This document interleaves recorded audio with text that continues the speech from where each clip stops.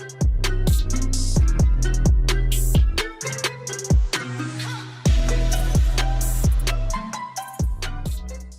everyone, Eric with Rockin' H, and in this episode of How It's Made, we're going to talk about Travis's daily driver.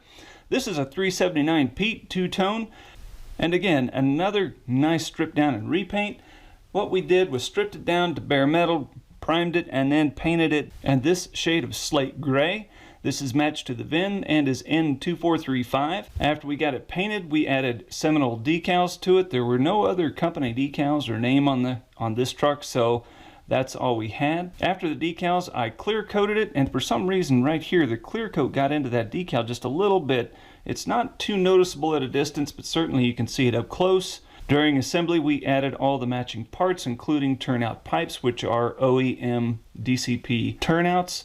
Added an extra set of air horns between the middle cab lights, and then a drop visor out of my store. Had an APU out of my parts bin, which we added to the passenger side, and then rounded it off with a chrome step on the driver's side. Molotow chrome below the air can behind the front fender, and Molotow over here on the cabinet doors on both sides. Finished it off with whiskey bent decal on the back of the sleeper. The sleeper window was actually printed in-house, and then bought the whiskey bent from Circus City as well as the Seminole stripes. This was a nice project with the slate gray on the black. That looks really, really slick. Just a really pretty truck.